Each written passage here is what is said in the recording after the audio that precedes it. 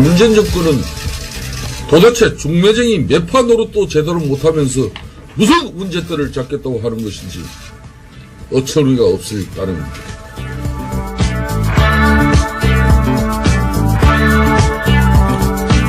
김성태 자유한국당 원내대표가 오늘 이렇게 문재인 대통령을 공격했습니다. 마이크 펜스 미 부통령과 김여정 북한노동당 중앙위원회 제1부부장의 청와대 회동이 불발된 사실을 거론하면서 이렇게 공격을 했습니다. 풀이하자면 밥상 차리는 것 갖고는 안 되고 밥을 떠먹여줘야 한다라는 뜻 같은데요. 자, 그럼 완결을 지어야 하지 않겠습니까? 한두 살 먹은 어른이 나이도 아닌 양쪽에 밥을 떠먹여주는 비법이 뭘까요? 알면 좀 알려주시기 바랍니다. 네, TBS 보도국의 양아람 기자 모셨습니다. 어서 오세요. 네, 안녕하세요. 자, 첫 소식 가볼까요? 네, 박근혜 정부의 국정농단 사태를 방조한 혐의로 재판에 넘겨졌었죠. 우병우 전 청와대 민정수석에게 법원이 징역 2년 6개월을 선고를 했습니다. 네네. 오늘 이제 뒤에 이어지는 인터뷰에서 조목조목 짚어주실 건데요. 저는 이제 간단하게 정리를 하면은 네. 재판부의 판결 중에서 딱 한 문장을 꼽아볼 텐데 네. 우 전 수석이 잘못했는데 전혀 반성하지 않고 있다. 네, 재판부의 판결 한마디로 정리하면 이렇습니다. 우 전 수석 측은 판결문을 검토한 뒤에 항소하겠다고 밝혔습니다. 네. 이번 판결에 대해서 이제 더불어민주당 법원의 판결을 존중한다고 밝혔고요. 바른미래당과 민주평화당은 국민 정서에는 좀 못 미치는 판결이다. 아쉽다. 이런 평가를 내놨습니다. 형이 가볍다는 뜻인가요? 그렇죠. 예. 정의당도 이제 실망스럽다고 밝힌 상태고요. 자유한국당은 공식적인 논평은 내놓지 않았습니다. 네. 오늘 법원이 선고한 징역 2년 6개월. 그런데 이제 앞서 검찰이 구형한 형량은 8년이었습니다. 네, 이 뉴스웨브 끝나는 대로 이 판결 자세히 짚어보겠습니다. 자, 다음으로 가죠.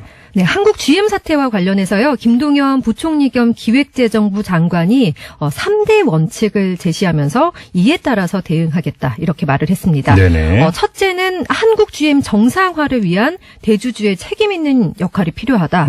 또 둘째는 구조조정 원칙에 따른 주주, 채권자, 노동조합을 포함한 모든 이해관계자가 고통을 분담해야 한다. 그리고 셋째는 응급처치가 아니라 장기적으로 지속 가능한 경영 정상화 방안을 마련해야 된다. 이렇게 세 가지입니다. 먹튀할 수 있다. 이런 지금 의혹들도 제기가 되고 있잖아요. 그리고 이제 김 부총리는 오늘 고형건 기재부 1차관이 GM 측과 만났는데 이런 원칙을 이제 제시를 했고 GM 측에서 합리적이라는 반응을 보였고 또 실사도 성실하게 받겠다 이런 입장을 보였다고 말했습니다. 그래요? 네. 김 부총리는 이제 정부의 입장 우선은 실사가 전제돼야 그 이후 상황을 말할 수 있는 거다. 네. 이런 입장을 보였는데요. 예. 미리 예단해서 얘기하는 것은 적절치 않다. 이렇게 밝혔습니다. 정리하면 일단 먼저 실사부터 하자라고 하는 우리 정부의 입장을 관철을 시켰다. 이렇게 정리하면 되는 거죠. 네, 그렇습니다. 대책은 그 다음이라는 거고요. 네. 자, 다음 소식은요. 네, 도널드 트럼프 미국 대통령의 큰딸 이방카 백악관 선임 고문이 내일 방한합니다. 네. 이방카가 이제 내일 한국에 도착해서 청와대에서 문재인 대통령과 만찬을 하고요. 네. 평창 동계올림픽 경기를 관람하고 또 폐회식에 참석한 뒤에 26일에 미국으로 돌아가는 그런 일정을 할 예정인데요. 네. 이방카가 트럼프 대통령에게 미치는 그런 영향력이 크다는 점을 감안할 때 청와대도 지금 이번 이방카의 방한에 굉장히 공을 들이는 모습입니다. 네. 문 대통령과 이방카의 만찬 장소 상춘제가 해외 정상급 손님이 올 때 접견 장소로 활용되는 곳인데요. 네.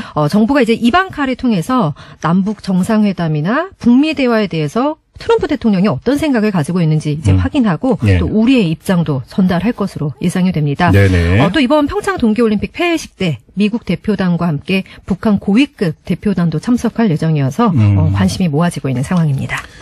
피는 물보다 강하니까 혈류를 개선하겠다 이런 뜻인가요? 네. 그런 거죠? 네.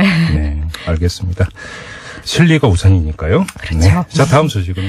네, 검찰이 김관진 전 국방부 장관을 다시 부를 예정인데요. 네. 이번 주 중으로 김관진 전 장관 측과 이제 소환 일정 조율할 것이라는 이런 보도가 나왔습니다. 근데 김관진 전 장관을 다시 소환하는 이유가 궁금한데 저번에 이제 법원이 구속 적부심에서 풀어줬잖아요. 그렇죠. 이때 범죄 성립 여부에 대해서 다툼의 여지가 있다 이런 이유로 풀어줬는데 네. 그러면 더 확실한 증거를 잡았기 때문입니까? 아니면 이거와는 다른 혐의를 잡았기 때문입니까? 네, 이번에는 이제 다른 혐의인데 네. 사이버 사령부의 그 정치 관여 활동에 대해서 국방부가 자체 조사를 했었거든요. 네네. 근데 그 조사 결과를 축소하고 은폐하는데 이제 김 전 장관이 관여했다 이런 혐의입니다. 네. 장관으로서 직권을 남용해서 부당한 지시를 했다 이건데요. 네네. 군 사이버 사령부가 댓글 작업을 한 게 이제 대선이 있었던 2012년이었습니다. 네. 그 이듬해 이제 관련 의혹이 제기돼서 국방부가 수사본부를 꾸리고 조사를 했고요. 네. 그때 이제 이태하 심리전단장과 요원 10명이 독자적으로 벌인 일이다. 이렇게 발표를 했습니다. 네. 근데 이제 문제는 당시 그 조사 과정에서 사이버사 심리전단이 조직적으로 개입했다. 독자적이 아니라 조직적으로 개입했다. 이런 진술이 나왔는데도 네. 김관진 전 장관이 이 진술을 없었던 것으로 그러니까 묵살했다는 거죠. 게다가 이 진술을 받아냈던 헌병 수사관도 조사에서 배제시키도록 했다. 이런 혐의를 받고 있습니다. 청와대 얘기도 나온다던데 그건 무슨 이야기예요? 예, 이제 방금 그 말씀드린 것처럼 정치 개입 혐의 이거는 이제 이태하 전 심리전단장 등이 독자적으로 했다. 이게 이제 국방부 결론이었는데요. 네. 이태하 전 단장을 이제 구속 수사할지 이 여부에 대해서 김관진 전 장관이 청와대 민정수석실에 가서 뜻을 확인하고 오라 이렇게 이제 당시 조사본부장 등에게 지시를 했다는 겁니다. 이래서 네네. 이제 청와대 얘기가 나온 건데요. 예. 청와대의 요구에 따라서 이제 이 전 단장이 불구속 상태에서 재판을 받은 것으로 검찰은 보고 있습니다. 자, 근데 그럼 이 혐의는 어떻게 확인을 한 거예요? 당시 이제 국방부 수사본부에 참여해서 뭐 축소 작업, 은폐 작업에 가담했던 수사본부장 김모 이제 대령과 부본부장 권모 중령이 이미 이제 지난달 말에 구속이 됐거든요. 네. 그리고 이제 김 전 장관의 직속 부하였죠. 백낙종 당시 조사본부장도 이제 지난 9일에 구속이 되는데요. 이 백낙종 전 조사본부장이 최근 검찰 수사에서 김관진 장관이 사이버사 수사 방향을 직접 지시했다. 이렇게 이제 진술을 한 것으로 전해지고 있습니다. 아무튼 다시 소환돼서 조사를 받으면 그 결과가 어떻게 될지 김관진 전 장관에서 끝나는지 네. 아니면 그 윗선으로 가는지가 저는 정말 궁금한 게 이게 마지막 퍼즐이에요. 어떤 점에서 그런 말씀을 드리는 줄 아십니까? 네. 자, 이명박 전 대통령에 대한 수사가 세 갈래가 있었습니다. 하나가 다스 BBK, 네. 그다음에 또 하나가 국정원 특활비, 특활비가 있었고요. 또 하나가 그러니까 군 사이버 사령부 아니었습니까? 네. 근데 앞에 두 개는 이미 이명박 전 대통령에 대한 수사 결론은 거의 나왔어요. 네. 국정원 특활비에 대해서 공소장에서 김백준 전 총무기획관에 대한 공소장에서 뭐라고 밝혔습니까? 주범이라고 규정을 했고. 그다음에 그 다스 관련해서는 다스의 실주주다. 네. 이런 표현을 적시를 했다는 거 아니에요. 그렇죠. 거의 향해서 지금 다다르고 있죠. 이제 남은 건 이거 하나 남은 거. 네. 그래서 더 주목을 끄는 건데. 네. 궁금해집니다. 그래, 최종 결론이 어떻게 나올지 저도 이게 정말 궁금합니다. 좀 지켜보도록 하고요. 자, 다음 소식으로 가죠. 네, 현직 검사 2명이 피의자에게 수사 정보를 유출한 정황이 드러났습니다. 서울 고등검찰청 감찰부가 어제 이제 추모 검사와 최모 검사를 피의자 신분으로 조사하다가 이제 긴급 체포했고요. 네. 오늘 구속영장도 청구를 했는데요. 네. 이들은 그 피의자 신분으로 수사를 받던 최인호 변호사에게 수사 정보를 유출한 혐의를 받고 있습니다. 이 최 변호사는 소송 의뢰인들에게 돌아가야 할 공군 비행장 소음 배상금을 이제 자기가 횡령한 혐의 등으로 수사를 받던 중이었거든요. 예. 예, 앞서서 이제 서울고검 감찰부가 이 최 변호사가 검사나 수사관 등과 좀 부당한 유착 관계가 있었는지 이렇게 수사를 진행해 왔습니다. 네. 최 변호사 관련 사건에 연루된 현직 검사가 이제 꽤 여럿이고 정관계 고위급 인사까지도 지금 뭐 로비를 받아서 이 최 네. 변호사 관련 수사가 지지부진하다. 뭐 이런 의혹까지 나온 상태입니다. 수사하는 사람이 수사받는 사람에게 수사 내용을 흘렸다 이런 거잖아요. 네. 한마디로 정리하면. 네. 그러면 그게 뭔 뜻이겠습니까? 알아서 피해가라는 뜻이잖아요. 세상에 이런 일이 어딨어요? 아유, 네. 네. 넘어갑시다. 다음 소식은요.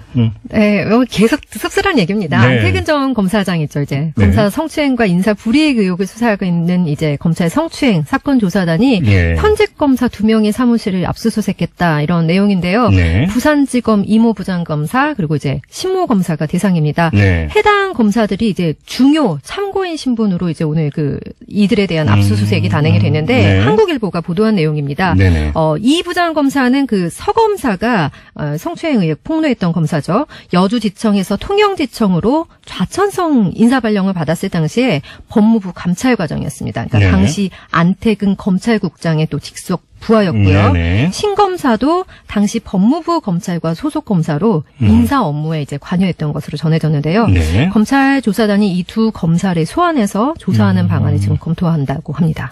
근데 좀 속도가 더딘 것 같아요. 그렇지 않나요? 네, 그렇죠. 알겠습니다. 일단 뭐 진행 중이니까 일단은 지켜보겠습니다. 자, 다음은요?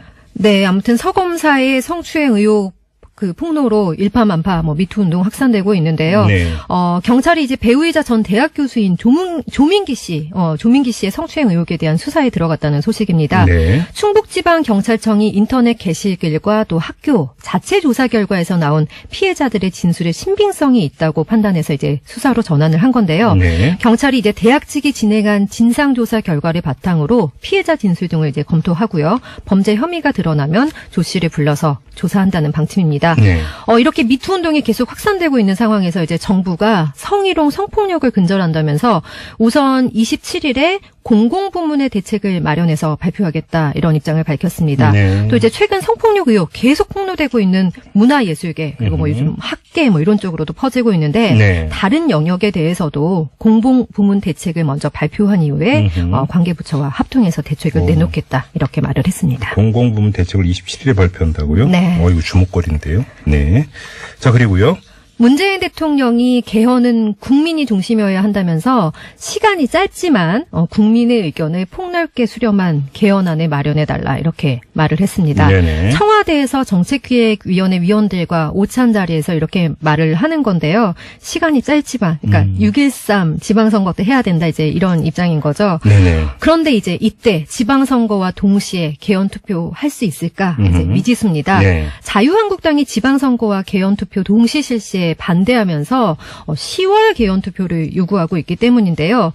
한국당이 이제 개헌 저지선인 국회의원 3분의 1을 넘는 116석을 차지하고 있어서 지방선거 이전에 여야가 좀 합의안을 내놓을 가능성 이건 좀 낮아 보입니다. 자유한국당 입장이 바뀌지 않는 한은 어렵다는 얘기죠. 그렇죠. 네.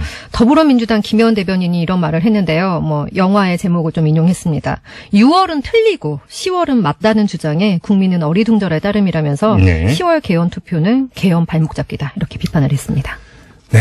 자, 한 소식만 더 전해주시죠. 네, 일본 시네마연이 오늘 다케시마의 날 행사를 열었거든요. 네. 이 다케시마란 용어 자체를 쓰는 것부터가 분노가 생기는데요. 네. 일본 정부가 이 행사에다가 이제 차관급 인사를 파견했습니다.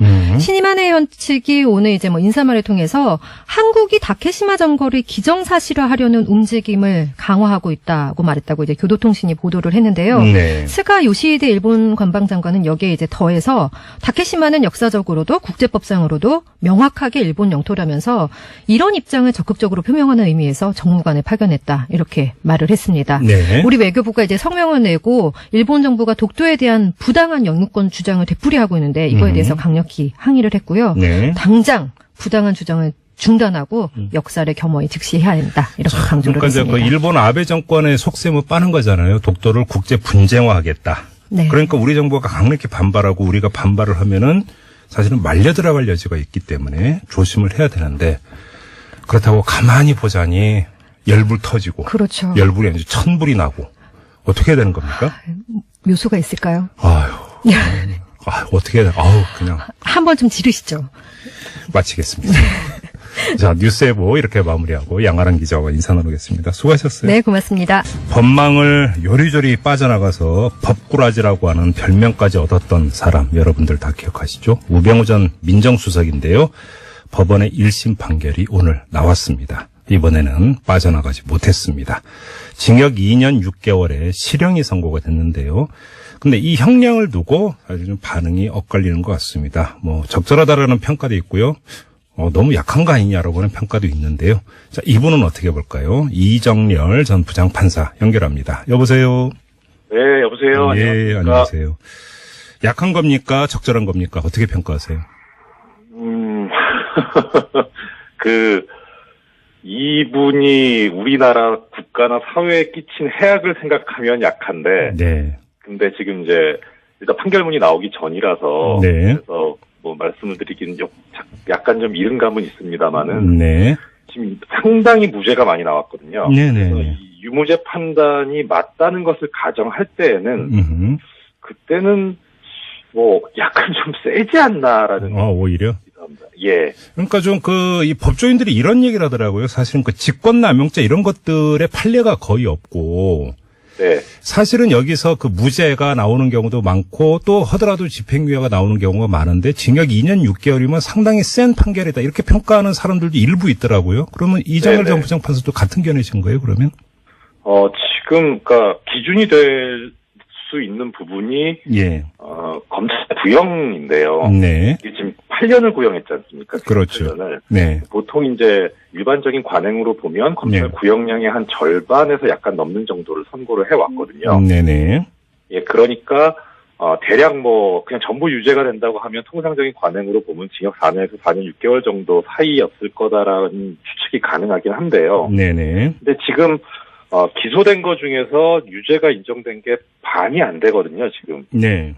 예, 그러니까 그런 점을 감안해 보면은, 4년 6개월에서 절반도 더 밑으로 떨어졌었어야 되는데, 네. 2년 6개월이니까 그 절반도 넘기 때문에, 네네. 그렇게 그냥 산술적으로 대비해 보면은, 약하다고 보기는 좀 그렇지 않을까. 결국은 유무죄 판단이 맞냐 틀리냐의 그렇죠. 관점에서가 사실 그게 본질이죠, 그게. 그럴 것 같습니다. 예, 네. 예. 바로 이제 그 문제로 한번 좀 들어가 보죠. 그러니까 네. 문화체육관광부 국과장 그 인사조치를 강요한 것 무죄. 문화체육관광부 감사 담당관 좌천성 인사조치 강요한 거 무죄. 네. 그다음에 K스포츠클럽 현장 실태점검 부당지시한 거 무죄. 네. 국정조사 불출 이건 뭐 그러니까 국정조사 그러니까 빼고 일단 요 세 가지에 대해서 무죄 판단한 건 어떻게 보세요? 일단 지금 세 가지 말씀 주신 것이 전부 직권남용 권리행사 방해. 맞아요. 예. 예. 근데 이제 직권남용이 아까 뭐 서두에서도 말씀해 주셨는데 잘 인정이 안 되는 이유가 있는 게요. 네. 글자 그대로 직권남용이거든요. 그러니까 일단 첫 번째는 그 행위 자체가 이 담당 공무원의, 그러니까 우병우 전 민정수석 같은 경우에 민정수석 비서관의 일반적인 권한에 속해야 됩니다. 예. 그러니까 그렇게 권한에 속해야 되고 속하지 않는 행위를 했을 때는 사실 나쁜 짓이긴 하지만 직권남용죄는 성립이 안 됩니다. 네. 그러니까 예를 들어서 예전에 이제 선생님께서 처음에 특종하셨던 김종인 씨 사건 있지 않습니까? 민간인 불법 차처럼 말씀하시는 거죠. 예. 그때 당시에 그 행위를 했던 데가 국무총리실 산하의 그 공직윤리지원관실인가 그랬지 않습니까? 그렇습니다. 예. 그러니까 거기에서 할 수 있는 거는 공직윤리 감사를 하거나 뭐 이런 거를 할 수 있는데 민간인 사찰을 해버렸잖아요. 그렇죠. 그러면은 이거는 그 공무원의 권한에 속하지 않은 행위를 해버린 거죠. 해서는 안 되는 짓을 한 거죠. 권한 밖의. 해서는 안 되는 짓인데 권한 밖의 일인 거죠. 그렇죠. 그러니까 직권남용은 안 돼서 그 부분은 직권남용 무죄가 선고가 됐었거든요. 그런 이유로 무죄예요, 직권남용. 네. 그러니까 직권남용이 이렇게 인정된 범위가 상당히 좁습니다. 아니 그러면 잠깐만요. 지금 민정수석 산하에 공직기강 비서관이 있고. 네. 공직기강 비서관은 공직자들의 공무원들의 기강 실태를 점검하게 되어 있지 않습니까? 주 업무가. 그래서 그렇죠. 이건 그러니까 정당한 감찰이잖아요. 그렇죠. 감찰 활동 결과 그래서 인사조치 요구도 할 수 있는 거잖아요, 사실은. 민정수석이. 지금 말씀 주신 세 가지 중에서 K스포츠클럽 현장 실태 점검 이 부분은요. 예. 이게 지금 민간 영역이거든요. 그러니까요. 예. 그러니까 그래서 무죄가 되지 않았나 그렇게 지금. 그러면 문체부 건 두 건은 어떻게 봐야 되는 거예요? 그 부분은 지금 흘러나오는 얘기가 뭐냐면 예. 이게 지금 좌천성 인사를 했다는 건데. 그렇죠. 그러면은 이게 전보를 했다는 거거든요. 파면이나 해임을 했다는 건 아니고. 그렇죠. 그런데 국가공무원법에 보면은 이 파면이나 해임 같은 것은 공무원 신분 보장이 돼 있는데 뭐 징계 처분이나 뭐 형벌을 받거나 탄핵되거나 이런 경우가 아니라면은 그런 처분을 받지 않는다 이렇게 돼 있거든요. 근데 전보 조치는 빠져 있어요. 예. 그래서 전보 조치를 한 것이 과연 위법한 행위냐. 는 거에 평가는 좀 갈릴 수 있어요. 또 역시, 이 법리는 캐면 캘수록 머리가 지끈대는 게 좀 세부적으로 들어가니까 갑자기 또 머리가 아파지기 시작을 합니다. 그러니까 이게, 큰 틀에서 보시면 직권남용죄가 일단은 직권을 남용한 거기 때문에 직권에 속해야 되고, 남용한 거기 때문에, 남용해야만 죄가 되는 거기 때문에, 다른 불법 행위를 한 경우라고, 해서는 이게 죄가 성립되지 않는다고 보기 때문에 상당히 좁습니다. 그래서 그러니까요. 예. 그러니까 결국 한 걸 보면은 상당히 나쁜데 이게 법적으로 걸 수 있는 게 그렇게 여지가 넓지 않다는 게 한계긴 한계입니다. 알겠습니다. 그리고 사실 이제 가장 눈길을 끌었던 게 이제 국정농단 사태를 방조했다. 감찰 직무를 포기했다. 그래서 이건 직권남용이 아니라 오히려 정반대, 직무유기 혐의로 기소된 부분에 대해서는 유죄 판단이 내려졌습니다. 이거는 어떻게 평가를 하세요? 일단 두 가지 포인트가 있는데요. 예. 하나는 직무유기죄도 사실 또 성립이 어려운 범죄 중에 하나입니다. 이게 그렇다면서요. 글자 그대로 직무를 유기하는 것 갖다 버리는 거거든요. 아무것도 안 해야만 성립되는 범죄인데 그렇기 때문에 설령 성실하게 하지 않았거나 내지는 부당하게 했더라도 일단 했으면 직무유기죄는 안 됩니다. 유기란 게 아니니까. 그래서 일단 성립 범위가 좁은데요. 그럼에도 불구하고 인정된 것을 보면은 그런 포인트가 있는데 인정된 것을 보면은 오히려 저는 그 생각이 드는 게 이 지금 그 국정농단 방조 부분이 직무유기가 됐다는 거는 결국 우병우 전 수석으로서는 어느 정도까지밖에 몰랐고, 그러니까 직무를 갖다 버렸으니까 수행을 안 했으니까 어느 정도의 국정농단 행위가 있었는지에 대해서는 자세히는 몰랐을 거라는 거죠. 직무유기를 해버렸으니까. 그러면 그렇게 되면 역으로 지금 아까 말씀하셨던 문체부 공무원 뭐 자천 조치 이런 거 관련해서는 여기에 이제 지금 최순실 씨가 개입이 돼 있는데 그렇죠. 최순실 씨 국정농단에 대해서 직무를 유기해 버렸으니까 잘 몰랐을 텐데 어떻게 여기에 깊이 관여를 했겠느냐.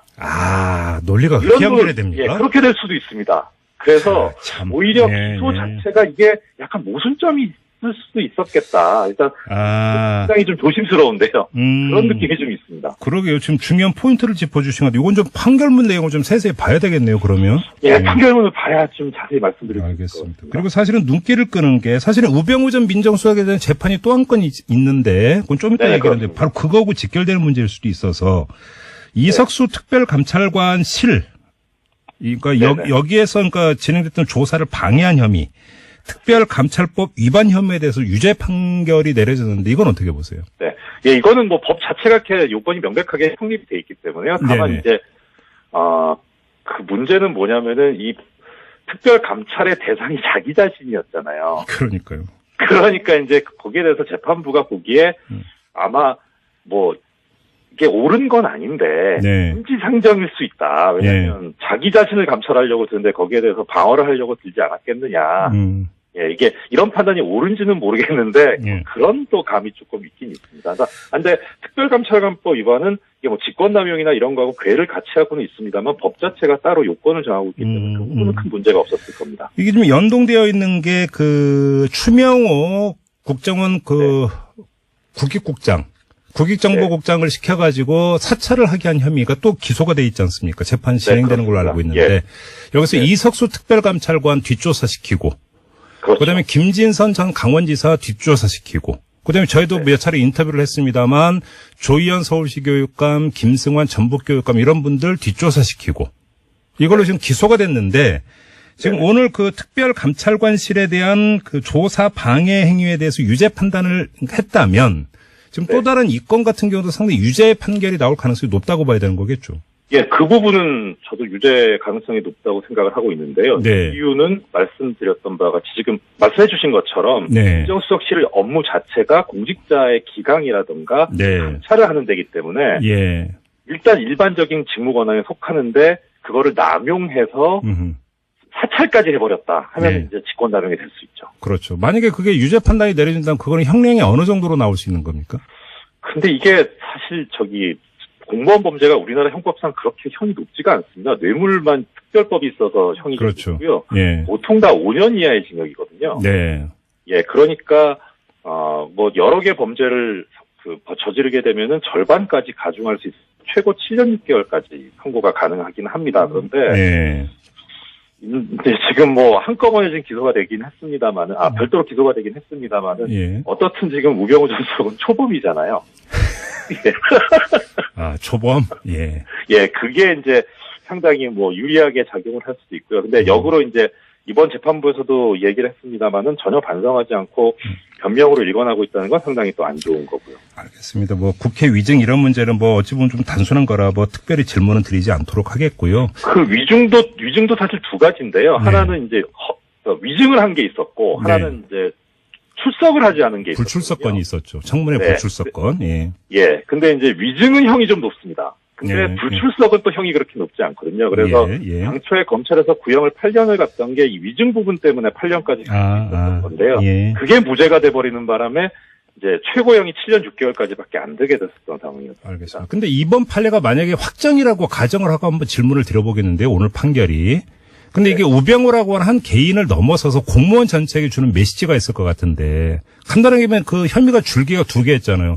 해야 되는 일은 안 해서 직무유기. 그다음에 하면 안 되는 일을 해서 직권남용 이렇게 됐던 거지 않습니까? 네네, 그렇습니다. 자, 이거에 대해서 유무죄 판단이 갈렸는데 이게 지금 공무원 사회에 어떤 메시지를 줄 수 있다고 생각하세요? 일단은 공무원 사회에서 그 판례에서도 나와 있습니다만은 예. 이 공무원이 일단 그 어떤 자신의 공무상 행위를 할 때 근거가 돼야 되는 건 당연히 법이거든요. 법령. 그거 당연하죠. 예. 그래서 법령상의 행위를 그 엄격하게 해석을 해서 지금 말씀 주신 대로 해야 하는 일이 어떤 것인지, 해서는 안 되는 일이 어떤 것인지, 네. 그런 걸 다 구분해가지고 행동을 해야 되고요. 예. 그런데 이제 이것이 어떻게 보면은 과거 뭐 권위주의 정권 시대에서부터, 그다음에 이제 국정농단까지 와서는 이 권한 자체가 불투명해가지고 네. 법령의 정비가 제대로 안 돼 있는 부분도 있습니다만 네. 관행적으로 이제 뭐 무소불위의 권력을 행사하는 데다 등에 이제 완전히 대통령이라는 그 최고 권력자까지 업었을 때 네. 어떤 일이 벌어지는가. 그러니까 이런 공무원 사회에 주는 메시지는 정말 이제 법대로 해라라는 메시지가 아닐까 싶습니다. 예, 시간이 없어요. 짧게 마지막으로 단답형 질문 하나만 드리겠습니다. 네. 오는 27일에 박근혜 전 대통령에 대한 결심 공판이 있는데요. 이제 검찰이 구형을 하지 않겠습니까? 예. 구형량을 어떻게 예상하십니까? 예측은 저의 영역이 아닌데 그냥 제 희망사항만 말씀드리겠습니다. 무기징역이요. 그래요. 네. 근거를 여쭤봐야 될 거는 시간이 다 돼가지고 요거는 뭐 결심 공판 끝나고 다시 한번 연결을 하도록 하죠. 자, 오늘 네, 말씀 알겠습니다. 여기까지 듣도록 하겠습니다. 고맙습니다. 고맙습니다. 네, 지금까지 이정렬 전 부장판사였는데요. 최광기 토크 컨설팅 대표 모셨습니다. 어서 오세요. 네, 안녕하세요. 최광기입니다. 자, 첫 소식 가볼까요? 네, 평창 동계올림픽 관련 소식인데요. 그 스피드 스케이팅 종목에서 금메달 6개를 포함해 13개의 메달을 획득한 나라는 어디일까요? 이건 알아요. 네. 스피드 스케이팅의 최대 강국은 네덜란드죠. 아, 네, 그렇군요. 네. 오늘은 굉장히 잘 맞추시네요. 또. 저희 집에도 TV 있어요. 예, 알겠습니다. 네. 그런데 이 네덜란드 빙속팀 선수들이요. 아주 네. 오늘 논란의 중심에 섰습니다. 무슨 말씀인지 알겠다. 예, 어제 스피드 스케이팅 남자 팀출 경기 후에 기자회견에서요, 동메달을 딴 네덜란드 얀 블록 하위선 선수가요, 이 나라에선 개들을 좀 잘 대해달라 이렇게 말하고 자리를 떴기 때문인데요. 네. 또 그 기자회견을 마친 뒤에도요, 네덜란드 올림픽위원회가 대형 상패를 전달하는 행사를 가졌는데요. 선수들이 상패를 관객에게 던져주는 세레모니를 하면서 네. 한국 여성 관객 2명이 상패에 맞아서 다친 겁니다. 이 자리에 있던 선수 중에 한 명인 스벤 크라머로와 선수단장은요, 오늘 사과와 해명을 했지만 누리꾼들의 분노는 사그라들지 않고 있습니다. 오늘 이상하게 찬불내게 만드는 뉴스가 오는데 앞서서 뉴스웨브 시간에 일본의 뭐 타케시마이나 네네네. 뭐 소식도 전해 주셨는데 이것도 젊으려는 일단 댓글부터 소개해 주세요. 그렇습니다. 대신 질러드릴게요. 네. 띵까띵띵님께서는요. 개는 걱정되고 사람 다치는 건 걱정 안 되나? 오. 이런 얘기 주셨고요. 촌철살인. 조금 시원해지셨어요? 아. 네. 오애니 땡땡님께서는요. 집집마다 개한테 잘 대해주고 있어. 이런 얘기 해주셨고요. 네. 지땡님께서는요. 개를 사랑하는 사람이 우리나라 일부 개고기 먹는 문화에 혐오감을 가지는 것 이해할 수 있다. 네. 하지만 그걸 아무 관계없는 자리에서 그런 식으로 내뱉고 가는 거는 한국인을 무시하는 태도다. 이렇게 그러니까 바로 단호하게 그거예요. 얘기해주셨어요. 아무 관계없는 자리에서 그딴 식으로 내뱉는 소리를 세 글자로 뭐라고 할까요? 뭘까요? 뭐라고 할까요? 애청자 여러분 뭐라고 할까요? 퀴즈. 네. 퀴즈. 네. 그 참여 앱에 네. 댓글 남겨주시면 50원의 되겠어요. 유료 문자인데 우물정 0951 열어놓을까요? 말까요? 열어놓으셔야죠. 확 열어놓으세요. 굉장히 재미있는 댓글 많이 올 것 같습니다. 네. 네. 마하땡땡님께서는요. 상패를 던지는 건 수여한 쪽에 대한 무례이고 재질이나 크기로 볼 때 흉기를 투척한 것입니다. 네. 이건 세레모니가 절대 아님. 이렇게 얘기해 주셨어요. 형사 입건이 가능한 사안인가? 아유, 진짜. 오. 요거 아까 이정nghiệp 판사인데 이것도 좀 물어보시자 그러게, 그랬어요. 물어볼까. 네. HEP 땡땡님께서는요, 네덜란드 히딩크 밥대용의 좋은 이미지를 당신들이 다 흐렸다? 이런 얘기 해주셨습니다. 맞아요. 맞아요. 진짜. 네. 문자 계속 들어오는데. 그래요? 근데 훌리건이라는 문자는 도대체 뭐예요, 이건? 넘어가겠습니다. 네. 다음 소식이요. 다음 소식입니다. 네. 오늘 훈훈한 소식인데요. 네. 열을 좀 식힐 수 있습니다. 반세기 동안 생리별을 겪은 묘자가요, 경찰의 도움으로 다시 만나서 화제입니다. 귀 모양 보고 자주 뜨면서. 네. 아니, 근데 왜 이렇게 내가 뭘 하려고 하는데 미리미리 이렇게 얘기하시면 정말, 진짜 왜 그러세요, 또 갑자기 진짜? 또 왜 이렇게 훈훈했는데 전투 모드로 왜 갑자기 바뀌어? 내가 열이 확 날려 그러네, 정말. 네. 네.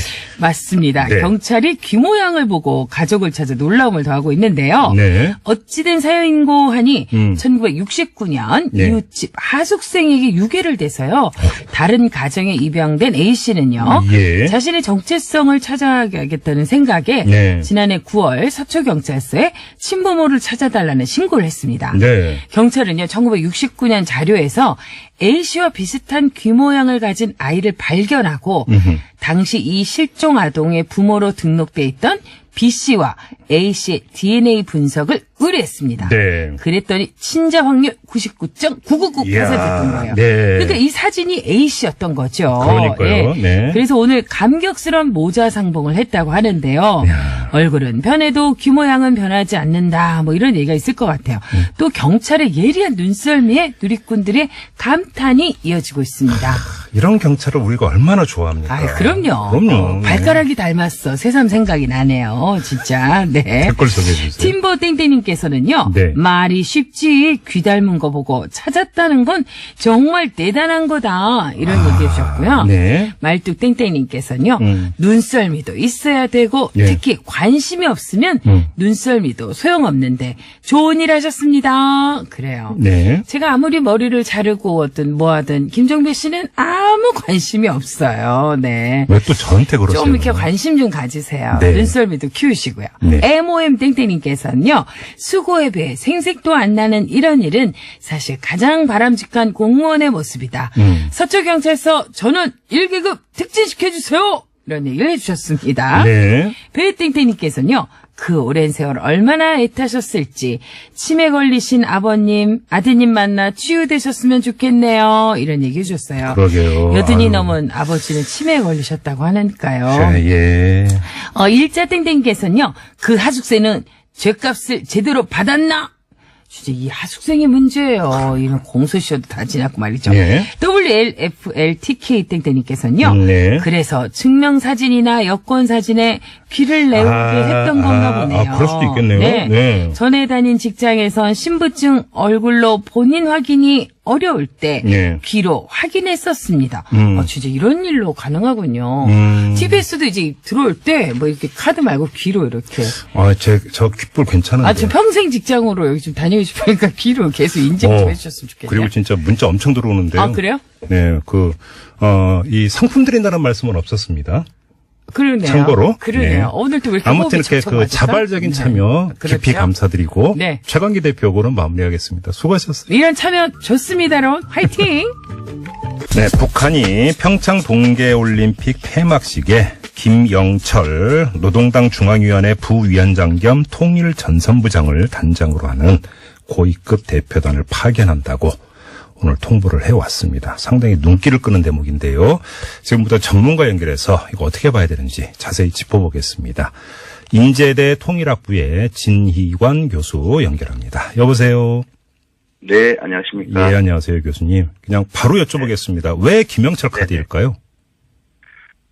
김영철이 방금 말씀하신 대로 통일전선부 부장이지 않습니까? 그렇죠. 네. 그래서 대남 관련 그 최고 실무자라고 할 수가 있는데요. 네. 지난번 그 김여정 그 특사의 방문 이후에 김정은 위원장이 그 보고를 받는 자리에서 네. 그 지시를 내렸다고 하는데요. 아. 그 실무부서 두 곳을 딱 집어서 특별 지시를 내렸다고 하는 것이 바로 통일전선부하고 조국평화통일위원회입니다. 오, 예. 어떤 지시였어요, 그때? 김여정의 방문 보고를 듣고 이제 만족을 표시하면서 네. 실무 대책을 마련하라고 지시를 내렸거든요. 예, 예. 그래서 이 통전부와 조평통의 두 책임자가 바로 그렇죠. 김영철과 리선관이지 않습니까? 그 두 사람이 지금 대표단 아닙니까? 요번에 내려오는. 네, 그래서 이번에 두 사람이 내려온다는 것은 김여정 방문 이후에 실무적인 대책을 가지고 예. 내려온다. 그런 점에서 남북 대화의 실질적인 어떤 진전 가능성을 높이는 그런 실무자들의 방문이다라고 볼 수 있을 거예요. 그러니까 한마디로 정리를 하면 평창 이후에도 남북의 지금 이런 뭐라고 할까요? 대화 모드라고 할까요? 여기에 가속도를 붙이겠다는 의지가 실려 있다. 이렇게 읽으시는 거네요. 네, 그렇습니다. 이제 절차적으로 발전시켜 나가려면 이 둘이 와야지 되기 때문에. 예, 예. 그러면 이 두 사람이 그 폐막식 대표단으로 오긴 오지만 네. 여기에 와서 평창 이후에 남북 대화라든지 이런 것들에 대한 실무 이야기가 진행이 될 가능성도 충분히 있다고 보시는 겁니까, 교수님? 네, 그렇습니다. 방금 말씀드렸듯이 예. 그 실무 대책을 마련하라고 지시했기 때문에요. 네네.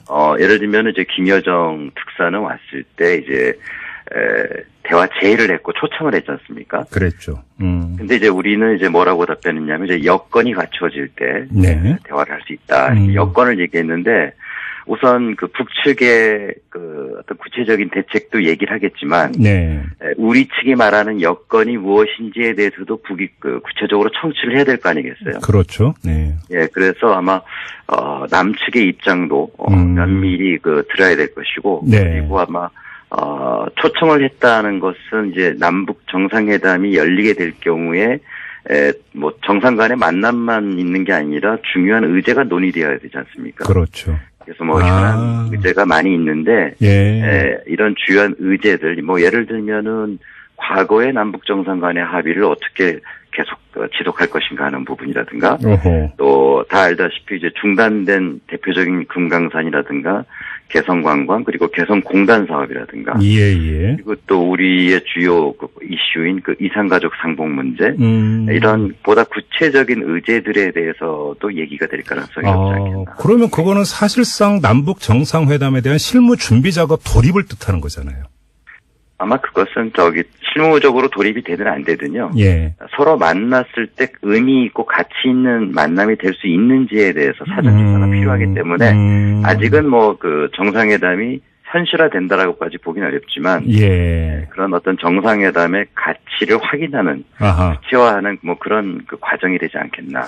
예. 이 평창 그 열리기 전에 고위급 회담이 있었고요. 거기서 도출됐던 것 중에 하나가 군사 회담도 연다 이런 것도 합의를 한 바가 있지 않습니까?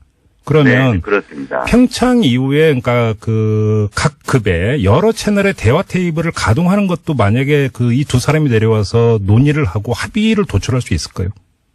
네, 그래서 우리가 그 여건을 얘기를 하면서 우리 그 청와대가 방금 말씀하신 대로 군사회담을 해야 되지 않겠는가라고 얘기를 했지 않습니까? 네네네. 그렇기 때문에 또 군사 전문가이기도 한 김영철 통전부장 네. 왔을 경우에 예. 여기에 대한 얘기가 상당히 구체화될 수가 있는데요. 이 김영철에 대해서 많이 알려져 있습니다만 그 남북이 대화를 했던 아주 오래전 1980년대 말에 그 군사 대표로 와서 우리와 많은 대화를 했던 인물이잖아요. 예. 그렇기 때문에 오히려 지금 우리가 얘기한 군사회담 속개의 문제에 대해서 좀 더 구체적으로 얘기할 수 있는 그런 인물이다. 네. 그런 점에서 여러 가지 의제가 현실성 있게 논의될 가능성이 있지 않느냐 그렇게 보여집니다. 근데 지금 그 한쪽에서는 어떤 점을 문제 삼고 있냐면 김영철 통전부장이 그 천안함 사건 때 북한 그 정찰 총국장이고 이른바 천안함 사건의 그 당사자이자 주인공이다. 어떻게 이런 사람을 내려보낼 수 있느냐라고 지금 반발하고 있습니다. 이 점은 어떻게 보세요? 그런 우리의 그 우려가 있는 거는 뭐 저도 잘 알고 있습니다만은 문제는 김영철이가 이제 그렇게 추측이 된다는 것이지, 그걸 확실한 건 아니란 말이에요. 왜냐하면 당시에 김영철의 직책이 정찰총국장, 네네. 정찰총국장이었기 때문에 주로 이제 정찰총국이라는 곳이 뭐 침투라든가 파괴라든가 이런 걸 담당하는 부서이다. 네. 그렇기 때문에 김영철이 한 짓이 아니냐 이제 이렇게 의심을 하는 것인데요. 그게 뭐 김영철이 개인 독단의 행동을 할 수 있는 게 아니지 않습니까? 네. 무슨 얘기냐면 이런 논리라면은 사실은 북한의 누구와도 만나기 어렵다고 봐야 됩니다. 그래요? 이것은 바로 김정일의 지시에서 이루어진 것일 것이고 만약에 했다면 그리고 그 당시에 천안함 사건과 연평도 사건이 있었을 때 그 중간에 김정은이 당 중앙군사위원회 부위원장이 됐었거든요. 그러면 김정은도 매우 밀접하게 연관돼 있다고 봐야 되는 것인데 그러면 김정은도 만나지 말아야 되느냐. 이렇게 되면은 그런 논리로 계속 얘기한다면 결국 앞으로 남북 관계는 누구도 만날 수 없고 어떤 것도 해결할 수 없는 그런 문제가 생깁니다. 그럼 교수님 한번 질문을 이렇게 한번 바꿔서 드려볼게요. 그러니까 그 진위라든지 이런 것들은 떠나서 그러니까 국내 일각에서 특히 그러니까 그 보수 쪽에서 김영철 통전부장이 바로 천안함 사건의 주역이라고 지금 규정을 하고 있는 게 엄연한 현실 아니겠습니까? 자, 그리고 북한도 이걸 모를 리가 없을 텐데 그래서 국내 정치권이라든지 일각에 반발이 있을 걸 불을 보듯 뻔히 알면서도 내려보는 데에는 다른 저희가 있는 게 아니냐. 그래서 결국은 남남 갈등을 유도하려고 하는 것 아니냐라는 주장이 벌써부터 나오고 있는데요. 이 점은 어떻게 보세요? 네, 그렇게도 볼 수 있겠습니다. 그런데 이제 아까 말씀드렸듯이 이제 통전부장이지 않습니까? 남북 문제를 담당해야 되는 부서의 최고 실무자이고요. 그리고 뭐 우리가 그런 인식을 갖고 있는 사람들이 있어서 갈등이 유발될 수도 있겠다. 그래서 그걸 의도한 거 아니냐라는 그런 해석들도 가능하겠습니다만, 중요한 것은 과거에 우리가 사례들을 보더라도요. 남북이 문제를 해결하는 데 있어서 어떠한 대상과도 대화를 해야지만 이게 풀리는 것이고요. 그다음에 중요한 것은 우리 정부가 만약 김영철과 리성관의 방문 이후에 이런 것들을 정보를 정부가 독점하는 것이 아니고 정치권과 정보를 공유하고 그리고 서로 설명하고 설득하고 도움을 요청하는 이런 과정들이 상당히 중요할 것 같아요. 이것이 바로 이제 문재인 정부가 하려는 통일 정책을 정부가 독단적으로 하겠다는 게 아니라 국민과 최대한 상의하면서 통일 어떤 국민 협약을 만들어 나겠다고 하는 그런 통일 국민 협약 정신을 이제 중요하게 얘기를 하고 있는데 그렇다고 한다면 이번 대화 이후에도 이런 정치권과 야권과 충분한 공유와 대화를 해나가는 그런 노력이 앞으로 많이 필요할 것이라 그렇게 생각이 됩니다. 알겠습니다. 그리고 이 점을 안 여쭤볼 수가 없는데 근데 제 기억으로는 통일전산부장이 대미 통로가 된 전례가 있는가 아무리 뒤져봐도 별로 기억이 없던데 이 김영철 통전부장이 이방카 백악관 선임 고문과 만날 가능성은 어떻게 보세요? 글쎄요, 북한이 이번 개막식 이전에 조평통에서 뭐라 그랬냐면은 구걸하는 대화는 하지 않겠다라고 얘기를 했고요. 그리고 지난 김영남 상임위원장과 김여정 특사가 왔을 때 마이크 펜스가 매우 좀 쌀쌀하게 대했잖아요.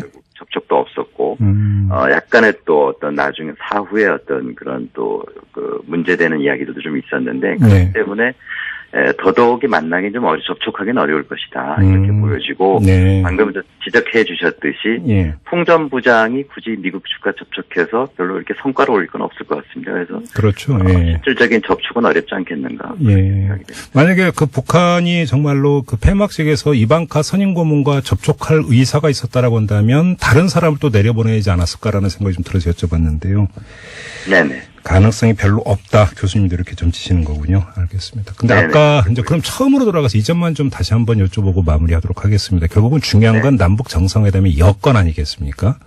근데 이제 전문가분들이 이런 말씀을 하시더라고요. 결국은 그 여건이라고 하는 게 핵실험이나 미사일 발사를 더 이상 하지 않는 동결 상태를 끌어내는 것을 많이들 강조를 하시던데 이것을 지금 남북 대화에서 끌어낼 수 있을까요? 교수님은 어떻게 보세요? 이미 북한이요. 11월 29일 날 화성 15형을 쏘고 나서 지금 7, 80일 두 달이 훨씬 넘었습니다. 지금 지난 2017년과 비교해 본다면 가장 긴 시간을 실험을 하지 않고 있거든요. 그렇죠. 네. 예. 그래서 앞으로 북한이 이런 실험하지 않는, 도발하지 않는 상태가 지속된다면 이것은 우선 대화할 수 있는 여건의 어떤 단초가 되지 않겠는가. 예. 그런 점에서는 북한이 이런 모라토리엄 선언이라든가. 그러니까요. 이런 것들은 앞으로 비핵화의 시작이 된다는 점에서 대화의 여건에 매우 중요한 그런 배경이 될 거라고 생각이 됩니다. 하지 않는 수준이 아니라 하지 않겠다고 선언하는 것까지 가능하다고 보세요? 그동안 이제 북한이 몇 번 그런 일이 있었거든요. 과거 일본하고 정상회담 했을 때도 네네. 뭐라 그랬냐면 북일 간의 대화를 지속하는 한 대포동, 즉 일본을 넘어서는 미사일이 98년에 처음 발사됐어요. 그 실험을 다시 하지 않겠다라고 했고요. 2000년에 올브라이트 국무장관이 이제 평양을 방문했을 때도 김정일 위원장이 그랬거든요. 마스게임에서 미사일을 보여주면서 저게 첫 번째이자 마지막일 것이다. 그래요? 대화하는 관계에서는 그럴 것이다라고 얘기했고요. 그래서 앞으로도 북한이 관계의 어떤 개선의 여지가 있다면 그것을 전제로 모라토리엄 선언할 가능성은 분명히 있지 않겠나. 선언도 그러니까 충분히 가능하다 이런 말씀이시죠. 네. 하나만 더 여쭤볼게요. 네. 김여정 제1부부장과 마이크 펜스 부통령의 비밀 접촉이 성사까지 됐다고 2시간짜리 북한이 취소 통보를 했다는 것 아니겠습니까? 네, 그렇게 미국이 발표를 했죠. 예. 이걸 사실이라고 전제하고 질문을 드리겠는데요. 결정적인 이유가 뭐였을까요? 교수님은 어떻게 보세요? 글쎄요, 근데 전제를 가지고 대답하기는 되게 어려운데요. 네. 아까 말씀드렸듯이 북한의 최근에 여러 가지 발표 내용들을 보면 트럼프 정부에 대해서 매우 부정적입니다. 북한이 먼저 나서서 하는 그런 행동은 없다라는 게 일반적인 그런 입장이라 아마 펜스 부통령 측에서 적극적으로 대화에 임하진 않았던 거 아닌가. 그렇게 보세요. 그런 생각이 듭니다. 알겠습니다. 자, 말씀 여기까지 드릴게요. 고맙습니다, 교수님. 네, 감사합니다. 네, 지금까지 인제대 통일학부의 진희관 교수였습니다. 한겨올림픽 경기장 안팎의 소식을 전해드리는 시간이죠. 오늘의 평창인데요. 한겨레신문 김동훈 스포츠부장 연결합니다. 여보세요. 예, 안녕하세요. 예, 안녕하세요. 자, 오늘 쇼트랙 마지막 날인가요, 경기? 예, 그렇습니다. 쇼트랙으로 따지면 마지막 날인데요. 네. 금메달 3개가 걸려 있습니다. 예. 그야말로 이제 골든데이가 될 수도 있는데, 남자 500m 결승, 여자 1000m 결승, 그리고 남자 5000m 계주 결승. 시간은 8시 15분, 8시 29분, 9시. 그러니까 8시에서 9시 사이에 이 세 경기 결승 경기가 다 펼쳐지는데요. 이제 오늘이 왜 중요하냐면 우리나라가 금메달 8개, 은메달 4개, 동메달 8개로 종합 4위. 이른바 8484가 목표인데요. 이제 사실상 메달 20개 달성은 사실상 어려워졌고요. 이 금메달 8개를 달성하기 위해서는 오늘 굉장히 좀 잘해야 되거든요. 지금까지 그럼 경기 진행 상황은 어때요? 지금까지 남자 500m 준중결승이 끝났는데요. 2조의 황대현 선수는 2위로 올라갔고요. 3조의 서일아 선수는 아쉽게도 중국 선수가 밀었는데 이걸 구제를 안 해줘가지고 탈락했고요. 4조의 임효준 선수는 아주 여유있게 1위로 올라가서 임효준, 황대현 선수가 500m 준결승에 진출을 했습니다. 그리고 이제 조금 잠시 후에 여자 1000m 준중결승 경기가 열리는데요. 오늘 경기장에 특이한 거는 북한 응원단들이 와가지고 한국 선수단을 응원하고 있습니다. 낮에는 알파인스키 경기장에 갔었는데 저녁 때 쇼트트랙 경기장에 나타났습니다. 알겠습니다. 자, 8시 15분, 29분, 9시 이렇게 연달아 열린다고 시간 확실히 좀 메모를 해놔야 되겠네요. 자, 그리고 어제 열렸던 스피드 스케이팅 남자 팀 추월 대표팀 값진 은메달을 따냈는데 팀워크가 상당했어요. 저도 봤는데 너무 좋더라고요. 그러니까 혜리 선수가 맏형하고 막내가 10살 차이거든요. 이승우 선수는 우리 나이로 30살이고요. 또 둘째 정재원 선수가 고3 이제 대학생이 되죠. 그다음에 막내 김민석 선수가 고1 2학년 올라가는 선수인데 삼촌 조카 이렇게 관계라고 봐도 되겠는데요. 그렇죠. 근데 이 4년 전 소치에서 우리가 네덜란드에 좀 아까 결승에서 져서 은메달이었는데 어제 경기에서는 또 결승 상대가 노르웨이로 바뀌었는데 또 아쉽게 1초 20 차이로 져서 은메달을 땄습니다. 네. 하지만 값진 은메달이었고요. 이승우 선수가 역대 동계올림픽에서 총 4개째 메달을 따내면서 아시아 선수로는 이 종목에서 가장 많은 메달, 그리고 아시아 남자 선수 최초로 올림픽 세계대회 연속 메달도 따냈고요. 오, 대단해요. 예, 예. 그렇습니다. 김민석 선수는 이제 메달이 2개가 됐죠. 지난번 1500m 동메달에 이어서. 또 막내 김민석 선수는, 이 국내 스피드 스케이팅 선수로는 최연소 올림픽 메달리스트가 17살 나이에 메달리스트가 됐습니다. 17살에 세계대회 나가서 은메달을 따는, 대단한 성과 아니겠습니까? 예, 그렇죠. 자, 이승훈 선수의 리더십은 어떤 평가가 나오고 있습니까? 뭐 정말 개인 성적에 욕심을 냈다면 메달이 유력한 종목에만 집중할 수 있잖아요. 그렇죠. 하지만 지난번에도 말씀드렸지만 이승훈 선수가 5,000m, 1000m, 팀추월, 매스스타트까지 무려 이번 대회에서 37.4km를 뛰고 있는데요. 이제 어제 팀추월 경기에서도 이 모든 경기, 그러니까 절반 이상을 체력 소모가 큰 선두에서 이끌었거든요. 이렇게 좀 체력이 고갈된 상태에서도 이를 악물고 이렇게 끝내 역전하는, 중간에 한번 역전도 했는데요. 형님이 이렇게 열심히 뛰는데 동생들은 안 따라올 수가 없겠죠. 그럼요. 이런 헌신성, 책임감, 여기에 또 뛰어난 실력, 또 타고난 성실함까지 정말 이승훈 선수 칭찬을 아끼지 않을 수가 없습니다. 그렇죠. 칭찬은 아끼면 안 돼요. 그렇죠? 예. 자, 그리고 김보름 선수가 이 충격 때문에 토요일 날 열리는 매스 스타트 경기에 출전이 불투명하다라는 이야기가 있네요. 예, 그렇습니다. 여자 팀추월 대표팀이 어제 폴란드와의 7-8위전에서 그동안의 여론을 좀 의식한 듯 하는 그 모습을 보였죠. 승패보다는 레이스 도중에 이제 앞선수를 밀어준다든가 결승선을 세 선수가 나란히 통과하는 모습인데 어제 그 김보름 선수가 경기장에 등장하니까 관중석에서 우우하고 야유가 쏟아졌거든요. 김보름 선수 입장에서는 우리나라 홈그라운드잖아요. 그렇죠. 근데 홈팬들의 야유를 받아서 굉장히 충격이 크고 매우 좀 불안정한 상태라고 하는데요.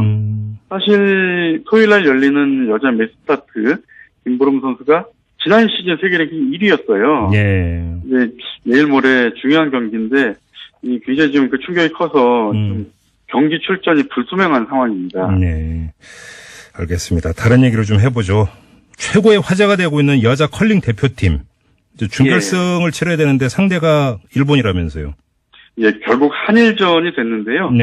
뭐 객관적인 전력에서는 우리가 앞서는 게 사실이지만, 세계 랭킹은 사실 일본이 6위, 우리가 8위. 하지만 랭킹은 좀 문제가 안 되죠. 한일전은 예외죠. 한일전은. 그렇죠. 실력보다 정신력 싸움이고요. 그렇죠. 일본이 근데 예선에서 우리가 8승 1패를 했는데 그 1패가 일본한테 당했거든요. 아쉽게 역전패를 했는데, 근데 좀 너무 일본을 의식했다. 그러다 보니까 이제 초심으로 들어가서 상대 의식하지 말고 잘해줬으면 좋겠는데요. 아무튼 최고의 화제를 몰고 있는데 본인들은 모른다면서요, 그거를. 그렇습니다. 이 컬링 경기장에 열성 팬들이 등장해서 뭐 정말 이 구호도 쓰고 정말 영미 파이팅, 김일정 파이팅, 이렇게 굉장히 다양하게, 응원을 보내주는데요. 영화 트루먼 쇼 보면 주인공 짐 캐리가 자신의 행동 하나하나가 많은 관심을 받고 있는데도 정작 본인은 모르잖아요. 그렇죠. 여자 컬링팀이 딱 그렇습니다. 지금 팬들이 사인해달라고 하면은 저요? 그리고 깜짝 놀라고요. 근데 이럴 수밖에 없는 게 경기에만 집중하겠다고 휴대전화를 모두 자진 반납했고요. 그리고 숙소하고 경기장만 왔다 갔다 하면서 또 어제 경기 끝나고 나서 기자들이 믹스존이라고 해서 공동 취재 구역이 있는데 거기를 선수들이 통과해야만 되거든요. 근데 그 선수들이 이제 그냥 인터뷰를 안 하고 돌아가면서 김민정 감독이 이해해달라, 죄송하다, 지금 집중을 해야 되는 시기니까. 그건 제가 보기에는 정말 기자 입장에서는 좀 인터뷰를 못 한다는 게 아쉽지만 잘 하시는 것 같아요. 그러니까요. 목표 달성을 위해서는 지금은 과정이잖아요, 아직은. 지금 인터넷이나 유튜브에서 얼마나 많은 패러디 영상이 올라오고 있는지 본인들은 나중에 알게 되겠죠.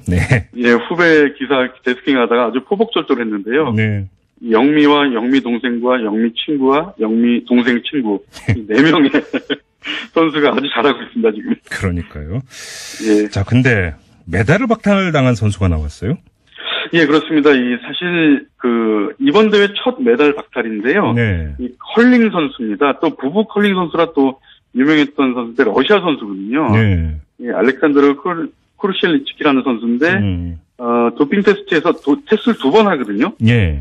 A 샘플 채취하고 B 샘플 채취하는데 A 샘플에서 금지 약물이 나와가지고 이미 그때 AD 카드 반납하고 선수촌을 자진해서 나갔어요. 네. 근데 B 샘플 결과를 기다렸는데 여기서도 양성 반응이 나와서 결국 국제 스포츠 중재 재판소가 오늘 네. 이 컬링 믹스 더블 혼성 2인조 경기에 부인하고 같이 참가를 했는데 네. 결국 동메달을 박탈당했습니다. 그렇군요. 알겠습니다. 자, 오늘의 평창 여기까지 진행하도록 하죠. 자, 고맙습니다. 예, 감사합니다. 네, 지금까지 한겨레 신문 김동훈 스포츠부장과 함께했습니다. 그분과 함께합니다. 노영희 변호사 모셨고요. 어서 오세요. 네, 성폭력 성추행이 완전히 사라지는 그날까지 새로 고침 대한민국 끝까지 함께합시다. 노영희 변호사입니다. 오늘 그 얘기할 거 어떻게 하셨어요? 네. 요즘 그게 이슈라서. 예. 오창익 인권인대 사무국장 모셨습니다. 어서 오세요. 네, 안녕하세요. 청취자 여러분. 색다른 시선 김종배입니다. 2년 동안 들으셨죠? 앞으로 10년, 20년 후에도 똑같이 뉴스를 파헤치고 또 분석해 드릴 겁니다. 아무래도 계속 함께 하셨으면 합니다. 저기 밖에 지금 PD한테 제가 진지하게 말씀드리는데 홍보대사 위촉장 그냥 도화지 하나 이렇게 좀 프린트해서 좀 하나 주세요. 아셨죠? 두꺼운 종이면 환영합니다. 네, 이왕 금박 박힌 거 없나? 금박? 네. 고맙습니다. 네. 자, 조금 전에 노영희 변호사께서 말씀하신 대로 오늘 이야기를 안 하고 넘어갈 수가 없죠. 이 미투 운동의 확산 일로에 있는데 오늘 저희는 여기서 아무개가 이런 짓을 했다라고 하는 구체적인 묘사는 일체 할 생각이 없습니다. 네. 그런 거는 우리는 많은 언론들이 전하고 있으니까 저희는 생략을 하고요. 네. 어떻게 바로 잡을 것인가에 좀 그 초점을 맞춰서 여기서 좀 이야기를 했으면 좋겠는데 우리 노영희 변호사님이 좀 오늘 떼주시죠. 어디서부터 시작을 해야 되는 겁니까? 근데 사실 이제 요즘에 나오는 폭로 그 내용을 보시면서 네. 너무 충격적이다 이런 얘기들 많이 하시는데 네. 사실 저는 그렇게 충격적이지가 않더라고요.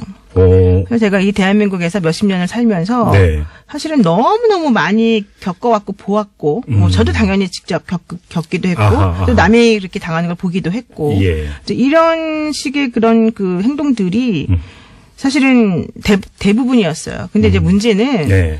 그런 행동이 정말로 범법행위다라고 하는 것에 대해서 네. 사람들이 그동안에는 너무 무심하고 너무 아무 생각 없이 그냥 살아왔구나. 오히려 이것을 좀 우리가 좀 더 논의해봐야 되는 게 아니냐 예. 정도입니다. 여기에는 그 사람들의 잘못된 인식. 그렇죠. 그죠? 예. 잘못된 기준. 잘못된 사고. 여기서부터 이제 짚어야 된다고 일단 네, 오늘 그렇습니다. 떼주셨고요. 조금 더 자세히 얘기해요. 오창익 국장님 어떻게 생각하세요? 저 남성인데요.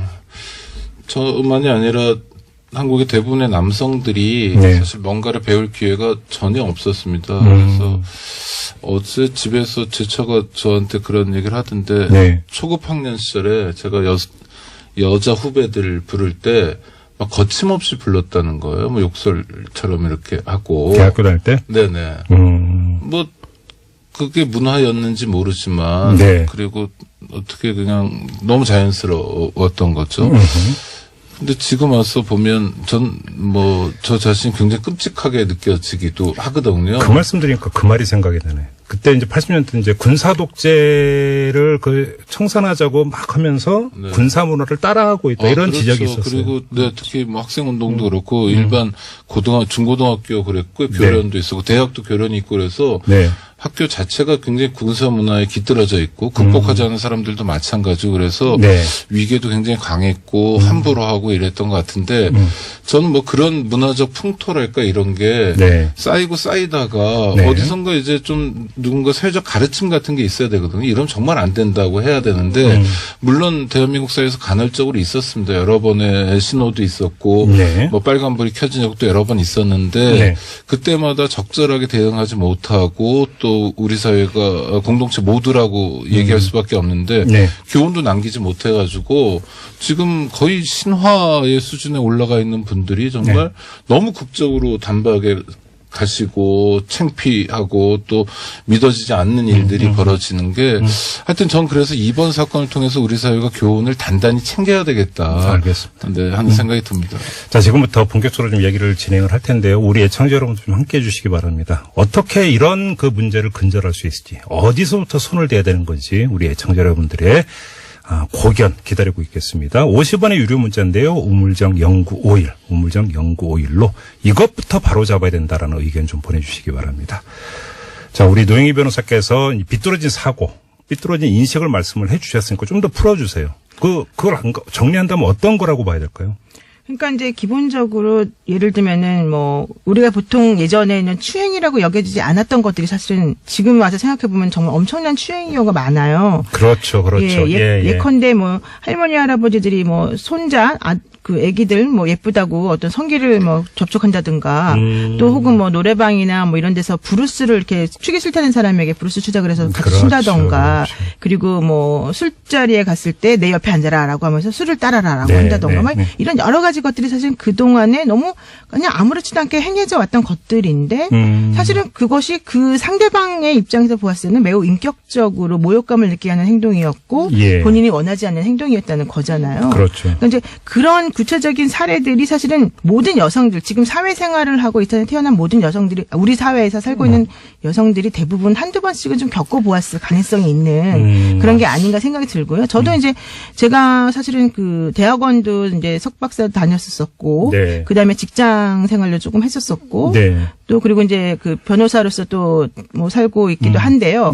그 각 문화별로 각 제가 속했던 그 직역이나 그 직장별로 그 타임별로 공간별로 그러한 종류의 행동은 사실은 계속해서 많이 있어 왔던 것 같아요. 제가 이렇게 한번 추가 질문을 드려볼게요. 이렇게 이제 문제가 되면 남성들이 보통 이런 얘기 많이 해요. 난 그런 줄 몰랐다. 그렇죠, 이게 추행인지 그거죠. 진짜 몰랐다. 그렇죠. 그냥 나는 그냥 그 호의를 표시한 거다. 혹은 이런 식으로 이제 그러니까 이야기를 하잖아요. 그렇습니다. 그런 얘기 들으면 어떤 생각이 드세요? 그러니까 바로 그게 이번에 이윤택 그 감독이 사과를 합시고 하면서 얘기한 말 중에 나는 합의된 그런 관계였지 절대 폭행이나 이런 강요된 건 없었다 이런 주장하잖아요. 근데 바로 그 상대방 입장에서는 본인이 싫다라고 하는 것을 겉으로 표시하지를 못했다라고 하는 부분이 사실 있을 수 있단 말이에요. 그게 바로 이제 이 남성들이 쟤는 왜 아무 말도 안 하고 있다 갑자기 이제 와서 막 그게 문제였다라고 얘기를 해. 말도 안 되는 소리 하는구나라고 이렇게 말할 수 있거든요. 바로 그 부분이 권력 구조라고 하는 것이 가지고 있는 그 특성을 인지하지 못한 남성분들이 얘기하고 있는 그런 사고방식인 것 같아요. 오창국 선생님 동의하세요? 네, 뻔한 변명이라고 생각합니다. 물론 30년 전, 20년 전이면 그렇게 얘기할 수도 있어요. 왜냐하면 우리의 성인지력이랄까 수준이 전체적으로 낮았기 때문에. 그렇죠. 그러나 지금은 이것이 추행인지 아닌지를 학습할 기회가 너무 많았잖아요. 물론 지금이야 뭐 미투 운동이 본격화되는 시기니까 보도가 많이 나오지만 이게 아니더라도 뭐 문화계만 하더라도 작년, 재작년 계속 있었어요. 여러 부문을 거치면서 이제 성폭행이라든지 성추행에 대한 그 고발들이 있었고 문제제기들이 있었습니다. 그러니까 뭐 멀쩡하게 사회생활하는 사람이라면 몰랐다, 친근해서 그랬다, 격려하려고 그랬다라는 건 뻔한 변명에 불과하다고 생각합니다. 그럼 한 발만 더 들어가 보죠. 그러니까 여기서 이제 좀 더 이제 그 문제가 심각해지는 게 조직 안에서 이른바 권력 관계 속에서 거기에 갑질이 추가되는 오히려 이제 갑의 어떤 횡포로서 성추행이라든지 성폭력이 나타나는 경우가 나타나지 않습니까? 그렇죠. 원래 갑이 을에게 하지 을이 갑에게 어떻게 추행을 하고 그럴 수 있겠습니까? 말도 안 되는 거죠. 권력 관계에서 그런 몹쓸 짓들이 나타나는 거죠. 그래서 저는 죄질이 더 나쁘다고 생각해요. 근데 우리가 이제 뭐 음주 때문에 뭐 책임 능력이 없다, 주치 감경 얘기도 하고 그러는데 뭐 저희도 술을 아주 가끔 먹는 사람이긴 하지만 그 술을 먹으면 더 조심해야 되는 거지. 왜 애꿎은 술 핑계를 대는지.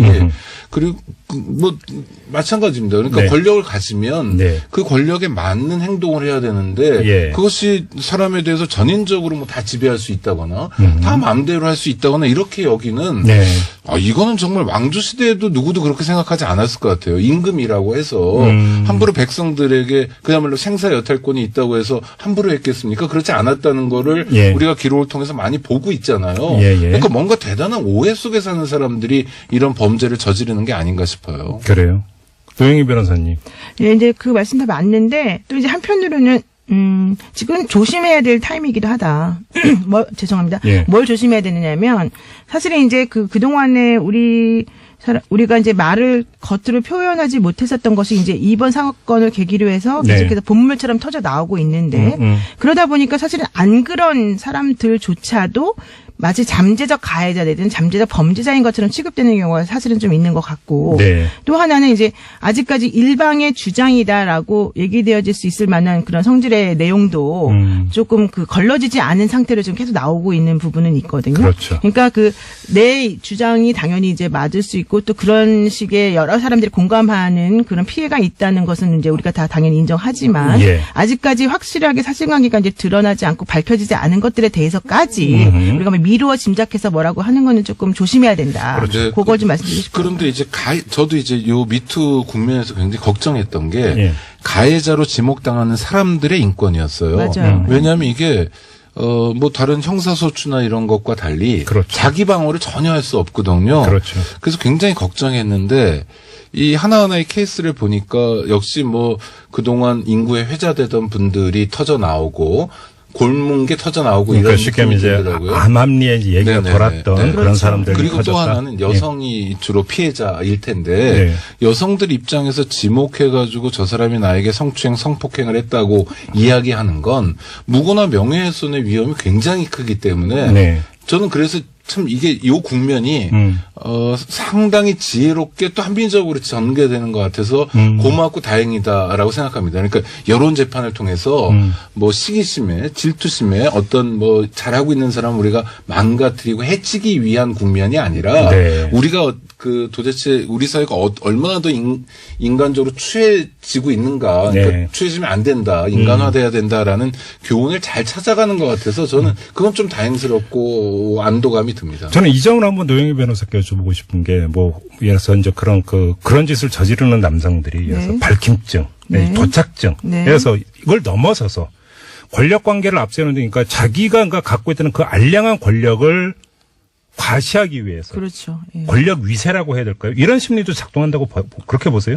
그렇죠. 왜냐하면은 네. 우리가 어떤 상대방에 대해서 함부로 하는 것, 혹은 네. 상대방이 원하지 않는 것을 근데 내가 원한다는 이유만으로 네. 아무 죄책감 없이 아무런 의식 없이 그냥 할 수 있다는 것은 예. 사실은 상대방을 무시하고 있는 거거든요. 그렇죠. 그리고 상대방의 생각이나 뭐 이런 그 감정 같은 것들을 전혀 우리가 이해하려고 들지 않기 때문이고 네. 그런 그 원인이나 기저에는 내가 저 사람보다는 나은 사람, 네. 내가 저 사람보다는 힘이 있는 사람이라고 하는 심리가 들어있기 때문에 그렇죠. 사실 그런 행동이 이제 계속 일어나는 건데 예. 예컨대 이게 반드시 여성이 남성에게 당하는 구조만 있는 게 아니라 사실은 그 남성들도 그 자기가 그 차마 말하지 못하는 네네네. 정도의 그 여성 상사로부터 당하는 여러 가지 피해들이 많다라는 얘기를 지금 제가 알고 있는데 몇 년 전에 헐리우드에서 그런 그 폭로라고. 여성 여성 그렇죠, 상사의 그거를 그린 네. 영화가 또 상당한 어떤 데미 화제가 무어가 됐어요. 예, 맞아요, 맞아요. 예, 예. 어쨌든 이제 그런 것들이 사실 상당히 많아서 네. 우리가 사실 그런 얘기가 나올 아주 예전에 처음 나왔을 때만 해도 이런 것들을 아니 소리 내어서 계속 이렇게까지 모든 사람들에게 얘기할 상황은 아니었었는데 네. 오히려 이제 지금은 그런 것들에 대한 공감대가 많이 형성이 되고 나니까 좀 더 좋아진 것 같긴 합니다만 어쨌든 간에 중요한 건 뭐 남녀노소를 모두 떠나서 네. 어쨌든 내가 저 사람보다 갑의 위치에 있다라고 하는 그 자기도 모르게 무의식적으로 생각하는 그것 때문에 이런 행동이 많이 더 나타나는 게 아니에요. 지금 0330님이 딱 그 문자를 주셨는데요. 이 성문제 관련해서 여성 가해자도 있는 만큼 여성의 시선이 아니라 인간 본연의 시선으로 양성평등의 관점으로 문제를 다뤄야 한다고 봅니다라는 의견 주셨고요. 김진영님은 권력관계 안에서 가해지는 것뿐만 아니라 그것을 보고 같은 계층 내에서도 성희롱, 성추행 등등이 벌어집니다라고도 이렇게 지적을 해주셨습니다. 그다음에 TBS업으로 이 러브 69041107님은 이런 의견을 주셨는데요. 결국 해법은 교육입니다. 가정에서부터 학교, 직장까지요. 이런 의견을 주셨고요. 그다음에 또 한 분은 성 관련 범죄 형량을 크게 늘려야 한다. 무서워서 범죄 못 저지르게 이렇게 의견을 주시는데 이건 좀 대안 부분에서 이야기를 해야 될 것 같은데 뭐 자연스럽게 이야기가 이쪽으로 넘어가고 있는데 일단 이거부터 궁금합니다. 앞서 저희가 일부에서 뉴스세이브 시간에 전해드렸는데 오는 27일에 네. 정부가 공공부문에서부터 대책을 만들어서 27일에 발표를 한다고 하거든요. 네. 어떤 대책이 들어가 있을 거라고 전망을 하시고 어떤 대책이 들어가야 된다고 생각하세요? 지금 하고 있는 것이 반복될 것 같아요. 일단은 그 미투와 관련해서 피해 신고센터를 만든다든지 범정부적으로 또 각 정부 부처별로 만든다든지 공공기관 만든다든지 그리고 그걸 논스톱으로 해결을 해준다든지 그다음에 엄벌하겠다든지 또 교육도 하겠다든지 이런 것들을 발표할 것으로 예상되는데 이건 사실 평이한 해법입니다. 익숙하게 많이 봤던 해법이고요. 저는 이게 이제 권력에 의한 작용이라는 측면에 우리가 집중한다면 어떤 사람이 권력을 지나치게 많이 가지고 있는 구조에 대해서도 들여다봐야 된다고 생각해요. 이를테면 그네라가 꼭 모범적인지는 모르겠지만 영국 같은 경우에 교장 선생님을 못 구하고 있는 학교가 대략 15%에서 20% 정도가 일상적으로 된다는 거예요. 그래요? 왜냐하면 교장이 된다는 건 별로 득될 것도 없는데 책임만 무거워진다는 거죠. 월급 차이도 별로 없고 생사 여탈권 같은 거 별로 없고 퇴근도 늦게 해야 되고 출근은 일찍 해야 되고 그러니까 아주 일을 사랑하거나 사명감이 투철한 사람이 아니면 하고 싶지 않은 거예요. 또 영국만이 아니라 그런 모델은 많이 있는데요. 영국 경찰 같은 경우에 순경으로 다 들어옵니다. 그러니까 우리나라처럼 경사, 경위 이렇게 경감으로 들어오거나 하는 구조가 아니에요. 경찰대 같은 거 없나요? 없습니다. 경찰대는 한국하고 대만 정도만 있고요. 아주 이례적인 겁니다. 그렇게 들어오는데 순경만 30년 하다가 퇴직하는 분들이 꽤 많습니다. 그러니까 순경만 30년 동안 대한민국엔 그런 경찰이 없는데 하고 있다 하더라도 스트레스를 받거나 하지 않는다는 거예요. 자기 할 말도 할 수 있고 그다음에 각자 전문직 종사자로서의 자기 역할이 있다는 거죠. 그래서 저는 사형기업까지는 모르겠지만 정부 부분이나 공기업에서 개혁안을 만들면 그러니까 그런 갑질을 할 수 없도록 하는 안정적인 장치. 이를테면 감사나 감찰 기능이 그런 걸 들여다봐야 되잖아요. 근데 정부 부처나 공기업의 감사나 감찰이 공기업은 감사가 낙하산으로 내려오는 경우도 너무 많고요. 주로 어떤 역할을 하냐면 장관님이나 사장님의 심기를 지키거나 장관님이나 사장님 이런 분들에게 저항하려는 사람들을 탄압하는 일종의 칼로만 작용하고 있거든요. 근데 이 칼은 거꾸로 휘둘러져야 되는 겁니다. 그렇죠?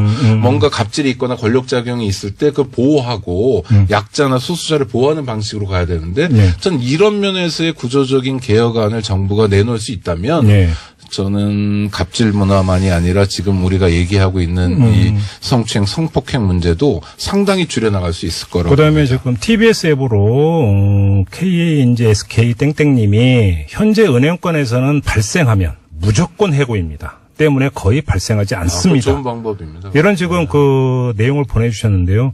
처벌 수위를 확 강화하는 것. 노영희 변호사님 어떻게 생각하세요? 지금 현재 강간과 같은 경우는 사실 처벌 수위가 높아요. 그런데 업무상 위력에 의한 간음이 사실은 대부분의 이제 사회에서 벌어지는 일인데 그게 바로 이제 업무나 고용 기타 관계로 인해서 자기 보호 또는 감독을 받는 사람에 대해서 이런 성추행하는 거 이런 것들을 포함하는 거거든요. 이게 형법 303조에 있는데 이게 5년 이하의 징역 또는 1,500만 원 이하의 벌금이에요. 사실은 이건 상당히 낮아요, 솔직히 말하면. 그래서 저는 이번에 오히려 지금 대다수 피해를 얘기하고 있는 분들이 사실은 상하관계 내지는 그러한 식의 피해를 야기하는 가해자가 내가 너한테 이런 걸 해주지 않냐.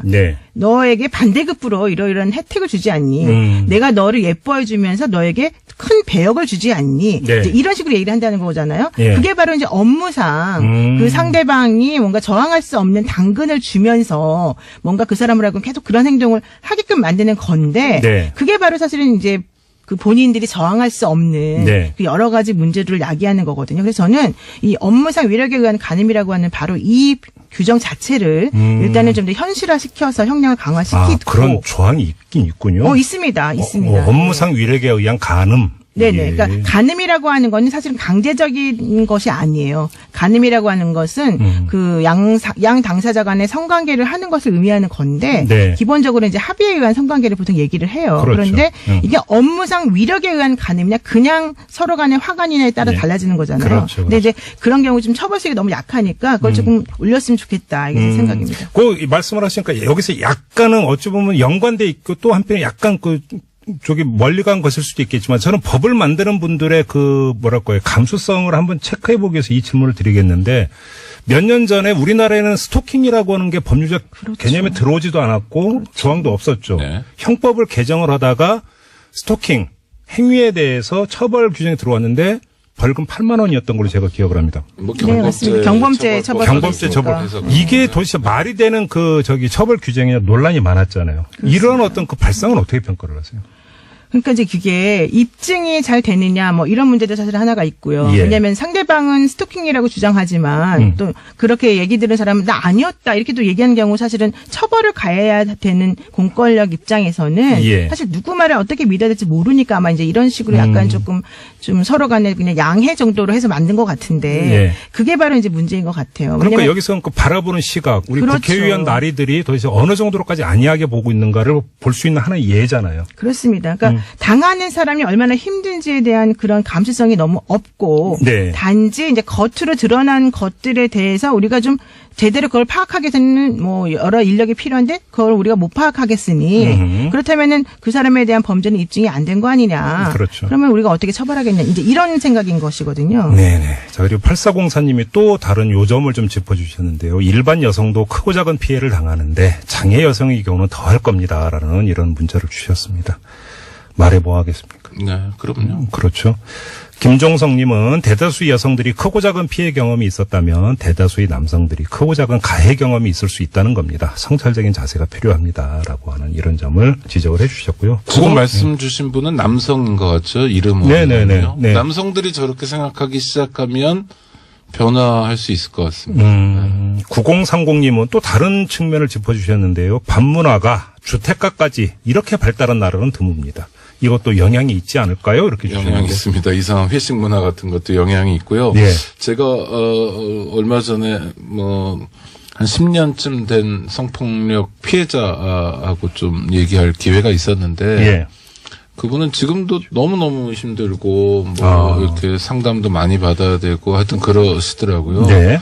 그야말로 고통스러운 투쟁을 이어가고 계시는데 성추행이든 어떤 범죄든 간에 이게 공소시효가 있지 않습니까? 네. 시효가 완성되면 이제 처벌할 수도 없고 형사 소추도 못 하는데 범죄 피해자의 시효는 없잖아요. 피해의 고통에 대한 시효 이런 건 없잖아요. 일정 기간 지난다고 고통이 사라지는 그렇죠. 것도 아니죠. 네. 저는 얼마 전에 좀 충격적인 얘기도 들었어요. 그 전문직 종사자 남성인데 초등학교 다닐 때 이미 그분은 50도 넘은 분인데 초등학교 다닐 때 담임 선생님이 그 귀엽다고 남자 선생님이 남성 어린이에게 뽀뽀를 했대요. 볼에. 네. 근데 그게 너무 쇼킹하고 충격적이어가지고 그게 문득문득 떠오른대요, 트라우마로. 그래요? 네, 그래서 자기는, 동성애 같은 것에 대해서 굉장히 혐오하게 됐다. 그러니까 이해도 안 되고 막 이렇게 돼버렸다, 내가. 예. 그리고 누가 이렇게 지하철 같은 데 타서 남성이라도 가까이 내 얼굴 가까이로 이렇게 이게 그럴 수 있지 않습니까? 밀착하거나 이러면 네. 소스라치게 놀란다는 거예요.